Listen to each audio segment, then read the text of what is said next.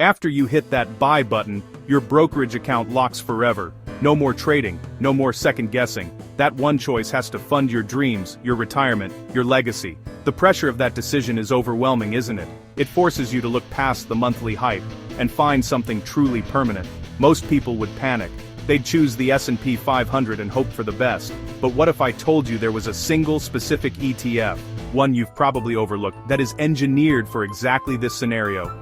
An ETF that is not just a collection of stocks, but a self-cleansing, ever-evolving blueprint for perpetual growth. I've spent years searching for this one foundational asset. And today, I'm going to show you exactly what it is, and more importantly, why it's the only ETF you could confidently buy in 2025, and then never, ever have to check again. If someone came up to me today and told me, look, you can only pick one ETF to buy and hold forever, just one, and that's it, I already know exactly which ETF I'd choose. I get this question constantly because my entire investing strategy revolves around ETFs. I don't pick individual stocks. I don't run around chasing the next hot IPO, and I definitely don't spend my days trying to guess whether Tesla will spike next Tuesday, or whether Apple will drop because of earnings rumors. I stick to ETFs, and because of that, people naturally want to know. If I were forced to pick only one, which one would it be? But before we get to the big reveal, I want to do something that most people never do when answering this question. I want to walk through the reasoning behind it. I want to show the actual criteria, the filters, the rules, the logic that determine which ETF is a true buy and hold forever candidate, and which ETFs immediately get disqualified from that category. And trust me, a lot of funds get disqualified faster than you'd expect. So today, I'm going to walk you step by step through the mindset, the strategy, and the actual evaluation process of choosing a single ETF to hold forever. And by the end of this video, you're going to know not only what my pick is, but also which type of ETF you might choose, depending on your goals, your personality, your tolerance for risk, and your long-term plan. Because here's the truth, while I personally believe there is one ETF that stands above the rest, different investors have different goals. Some of you want maximum growth, some want stability, some want income, some want diversification. And the right choice depends on how you think about money, not just today, but 10, 20, even 40 years from now. So before we even look at specific funds, I want to start with what I wouldn't invest in if I had to pick one ETF forever. Let's get all the poor candidates out of the way first. If someone told me, hey, choose one ETF and put 100% of your life savings into it, the very first category I would immediately eliminate is specialty ETFs. I'm talking about funds that invest in only one sector of the stock market. For example, technology-only ETFs, healthcare-only ETFs, financial-only ETFs, semiconductor-only ETFs, Bitcoin ETFs, real estate-only ETFs, anything hyper-concentrated like that. Now don't get me wrong, some of these ETFs can be fantastic choices in a diversified portfolio. I own sector ETFs myself in some cases. I love technology ETFs like QQQM and SCHG. I think semiconductor ETFs like SOXX or SMH are incredible long-term growth vehicles. But would I put 100% of my money into one of them? Absolutely not. Why? Because sector ETFs break the #1 rule of long-term wealth building: diversification. In investing, diversification is your best friend. When you diversify, you reduce your exposure to any one industry collapsing or going through a long period of underperformance. And trust me, every sector, no matter how strong, goes through brutal downturns eventually. If you were 100% in tech during the 2000 dot-com crash, your portfolio would have been destroyed. If you were 100% in financials during the 2008 crisis, same fate. If you were 100% in energy during 2014 to 2016, you would have been wrecked. So anything that focuses on one sector, whether it's tech, real estate, banks, AI, cybersecurity, or whatever new shiny industry comes along, is not a buy and hold forever candidate. But there's another category I would immediately throw out as well. Covered call ETFs are popular right now, especially because they pay extremely high dividend yields. I get why people like them. I really do. Some of these funds pay 7%, 10%, even 12% dividends, and people see that and think, wow, that's amazing. I'm getting huge income for doing nothing. But here's the catch, and it's a big one. Covered call ETFs limit your upside potential. That means you give up the ability to fully participate in the market's long-term growth. And if your goal is to build wealth, not just income, then giving up your upside is one of the worst decisions you can make. Let me give you a perfect example. Look at QYLD, the covered call version of the NASDAQ 100. It yields around 10% in dividends. Sounds amazing, right? But compare its total return over the past 5 to 10 years to QQQ, the normal, non-covered call version. The results aren't even close. QQQ has completely crushed QYLD over every long time period, and the reason is simple. Covered call funds trade long-term growth for short-term income, so that's another immediate no. If I'm choosing a single ETF to buy and hold for the rest of my life, I do not want something that caps my upside. I want long-term compounding. I want growth. I want performance that keeps up with, or even beats, the market. And now that we've eliminated the wrong choices and narrowed the field, let's talk about what actually makes an ETF worth buying and holding forever. I use 3 simple but extremely powerful criteria. First, diversification. The ETF must hold many companies across many different sectors. The more diversified, the better. Ideally, it should include large-cap companies, mid-cap companies, some small-cap companies, multiple industries, and multiple business models. If I'm going to hold only one investment forever, it needs to be broad enough to survive any economic environment. Second, a proven track record. I want to see at least 10 years of reliable performance. Not hype, not speculation, not this new ETF looks cool. No, if I'm going to put my entire financial life into it, I want to see a decade or more of delivering strong, positive returns. Consistency matters. Third, a low expense ratio. High expense ratios eat into your returns every single year. The cheaper the fund is to manage, the more money stays in your pocket. So those are the filters. And now we can finally talk about the categories of ETFs that fit these rules and ultimately reveal the one ETF I'd choose above all. So, there are 3 main categories of ETFs that qualify. First, we have broad market ETFs. These are diversified, have strong historical returns, low cost, and offer reliable long-term performance. Second, there are dividend ETFs. These are income-focused, more stable, have lower volatility, and are great for retirees or income investors. And finally, there are growth ETFs. These come with higher risk, but also higher reward. They're focused on innovative companies and are best for aggressive wealth building. Every single ETF I would consider falls into one of these categories. And, each one is better suited for a different type of investor. But I'm not just going to list them. I'm going to break them down, compare them, rank them, and, ultimately, choose the winner. So let's break each category apart.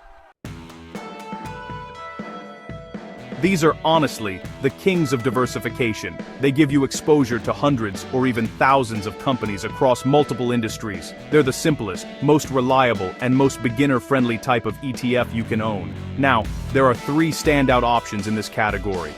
VOOO, the S&P 500 ETF, which tracks the 500 largest US companies. Then there's VTI, the total US stock market ETF. And that one tracks every publicly traded stock in America, over 4,000 companies. And finally, VT, the Total World Stock ETF, which tracks global stocks, so both US and international markets. These ETFs are the foundation of millions of portfolios worldwide. They offer long-term stability, strong returns, and unmatched diversification. I personally invest heavily in VOO. It's my biggest holding by far in both my taxable account and my Roth IRA. I also own VTI in my 401k. So, trust me when I say, broad market ETFs are the backbone of almost every successful long-term investor. Broad market ETFs, scorecard, total return potential medium, volatility, medium, risk level, medium. My ranking, 5 out of 5 stars. Why 5 stars? Because they check every box. Diversified, strong long-term returns, consistent performance, and extremely low expense ratios. They give you a balanced blend of growth and stability. They grow with the economy. They rebound after recessions. And they compound like crazy over decades. If safety plus growth is your goal, this is your category. Dividend ETFs are perfect for investors who want steady income, lower volatility, and long-term stability. These funds focus on companies that pay reliable and growing dividends. Think of companies like Coca-Cola, Johnson & Johnson, Procter & Gamble, PepsiCo, McDonald's, and so on. 3 excellent choices in this category are SCHD, the High Dividend Quality ETF, which is honestly one of the best dividend ETFs ever created. It's got strong price appreciation, plus strong dividend growth. Then there's DGRO, the Dividend Growth ETF, which focuses on companies that increase their dividends every year. And finally, VIG, the Dividend Appreciation ETF, which invests in companies with long histories of raising dividends. These funds are fantastic for retirees or income-focused investors. They aren't designed to beat the market, they're designed to pay you steadily while keeping your money relatively safe. Dividend ETFs. Scorecard. Total return potential. Medium. Volatility. Medium. Risk level. Medium. My ranking 4 out of 5 stars. They're well diversified, filled with strong companies, lower volatility, and have long histories of performance. These are great, but they do cap your upside somewhat, because dividend companies reinvest less money into rapid growth. These funds focus on fast-growing companies, mostly in the technology sector. They come with higher risk, but also the highest potential returns. My 3 favorite growth ETFs are SCHG, which is a large cap growth ETF with incredible performance, over 20% annual returns recently. Then there's QQQM, the NASDAQ 100 ETF, which tracks the biggest tech companies in the world. And finally, SPMO, a momentum ETF that focuses on stocks with strong recent performance. These funds have enormous upside.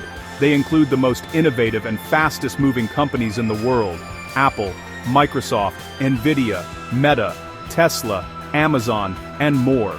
But they are also much more volatile. If the tech sector crashes, these ETFs fall harder than the broad market. So here's the growth ETFs scorecard. Total return potential is high, volatility is high, risk level is high. My ranking, 4 out of 5 stars. They're fantastic choices, but not perfect for a one ETF forever strategy because of the volatility and concentration risk. Now that I've broken down the 3 major categories of ETFs, broad market, dividend, and growth, it's finally time to take everything we've talked about and put these funds head-to-head. Because while each group offers its own strengths, and while each one fits a different type of investor, not all of them can take the crown for the single best ETF to hold forever.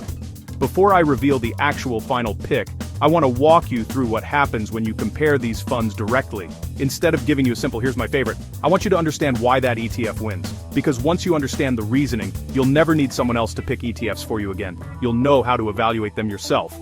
So, let's begin the second half of this breakdown with something most investors overlook: historical performance across multiple market cycles.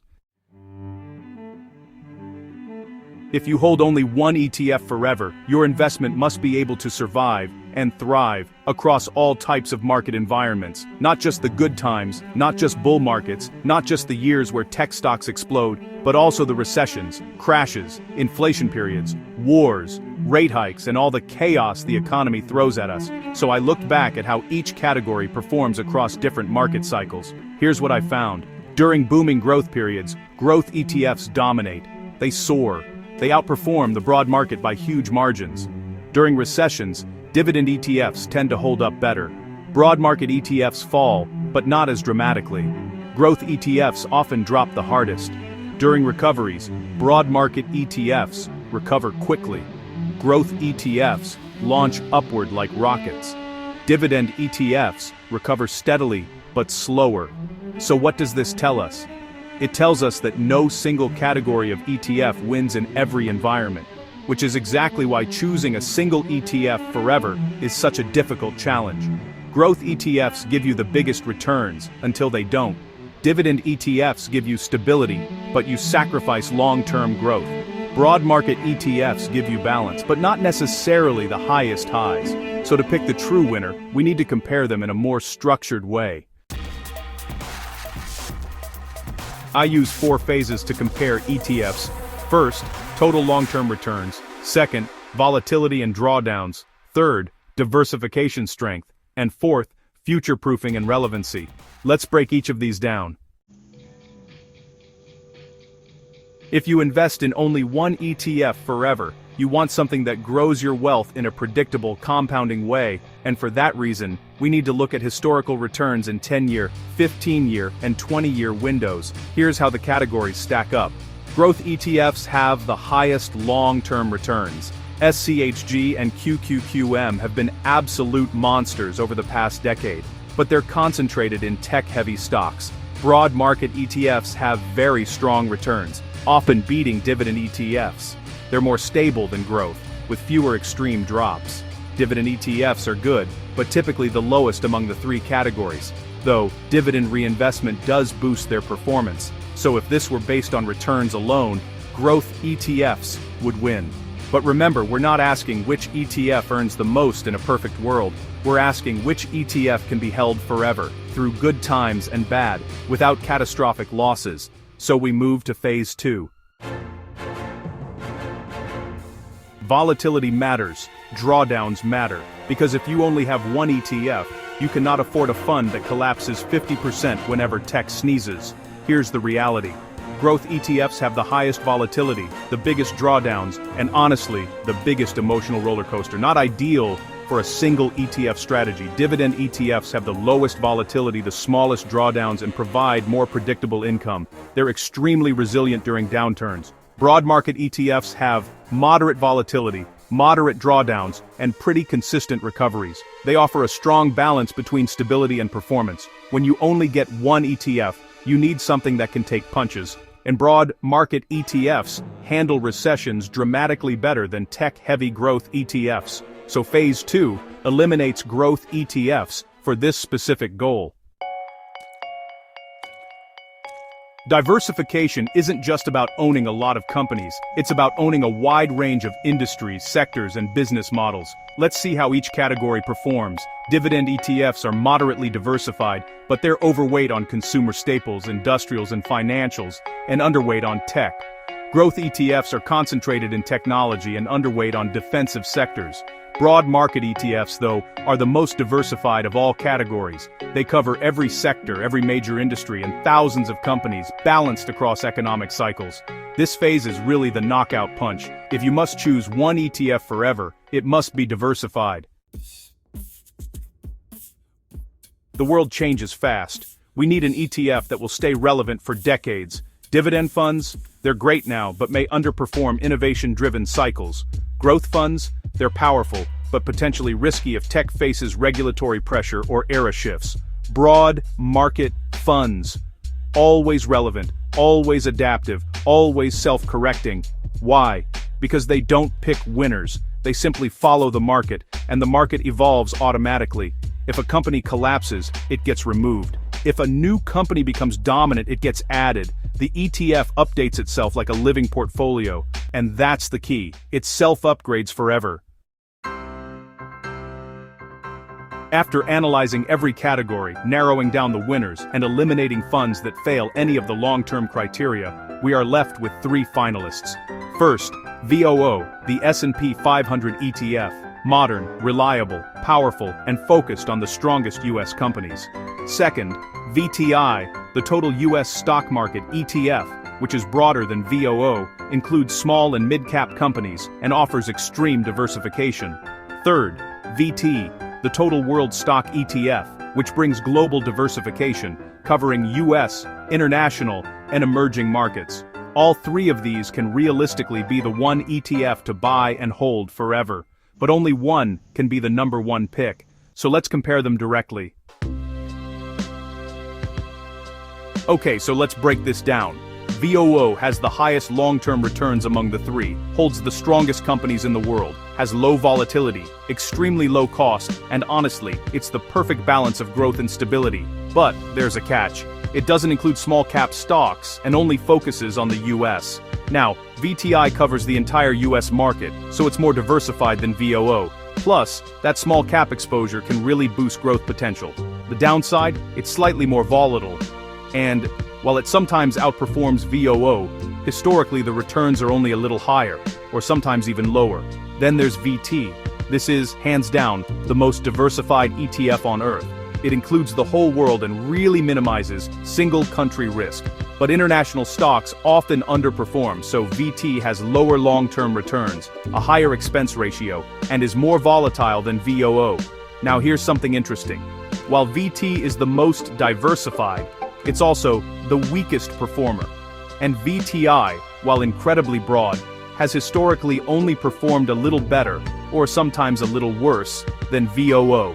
So, when you look at long-term returns, stability, reliability, cost, drawdowns, historical data, and future-proofing, there's really one ETF that rises above the rest. If I could only buy one ETF for the rest of my life, only one, my choice is VOO. Not just because it performed well in the past, not just because it's popular, but because mathematically, historically, strategically, and logically, it is the most balanced, powerful, efficient ETF ever created. It checks every box: strong long-term returns, low volatility compared to growth funds, extremely low costs, holds the most powerful companies in the world, automatic self-upgrading, survives every market crash, recovers reliably, compounds aggressively, and is future-proof across economic cycles. It really is the perfect middle ground between growth and stability. It's the ultimate single ETF strategy. But let's go even deeper. I want to show you a mental exercise I use when evaluating whether an ETF is, forever worthy. I call it the 40-year test. If I were transported 40 years into the future and looked back at my decision, would I regret choosing VOO? Think about it. Will the S&P 500 still exist? Of course. Will the top companies in America still be the global leaders? Almost certainly. Will innovative companies continue rising into the index? Absolutely. Will VOO's expense ratio remain low? Highly likely. Will it still represent the strongest portion of the global economy? There's no reason it wouldn't. This is exactly why it wins. It's not just a strong ETF, it's a stable structure that adapts over time. Now, I want to step away from the statistics, the graphs, and the financial jargon. I want to explain the real reason I trust VOO more than any other ETF, something emotional, something personal, something that comes from watching years of financial markets swing up and down like a wild pendulum. Whenever markets crash, people panic. Whenever tech stocks fall, people panic. Whenever the news runs scary headlines, people panic. But broad, diversified ETFs like VOO, they don't panic. They don't overreact. They don't collapse. They simply absorb the shock and keep moving forward. Look back at every major crash: the dot-com bubble, the 2008 housing collapse, the 2020 pandemic, inflation spikes, rate hikes, bank failures, political turmoil. Through every one of these events, VOO recovered. Every single time. It doesn't rely on one industry. It doesn't rely on one CEO. It doesn't rely on one country. It relies on the engine of American enterprise, the most resilient economic system in the world's history. That is why I trust it. That is why millions of investors trust it. And that is why, if I had to put every dollar I own into one ETF, this is the one. But what if you're not like me? What if you want income? What if you want growth? What if you want global exposure? Here's how to decide. If you want pure stability, choose a Dividend ETF. SCHD or VIG is perfect. If you want maximum long-term growth, choose a growth ETF. SCHG or QQQM is fantastic. If you want global diversification, choose VT. If you want the best blend of everything, choose VTI. But if you want the single best overall, choose VOO. The final message. At the end of the day, investing doesn't have to be complicated. You don't need a dozen ETFs. You don't need constant trading. You don't need predictions or theories or rumors. You need one powerful idea. Own great companies. Hold them forever. Let time do the work. That's what VOO represents. A simple, elegant, resilient, powerful strategy that has built more wealth than any stock-picking strategy ever has, or ever will. If I could only choose one ETF to carry with me for the rest of my life, it wouldn't be a flashy growth fund, a high-yield dividend fund, or a complex global allocation. It would be the quiet, steady, relentless machine that has proven itself decade after decade. It would be VOO,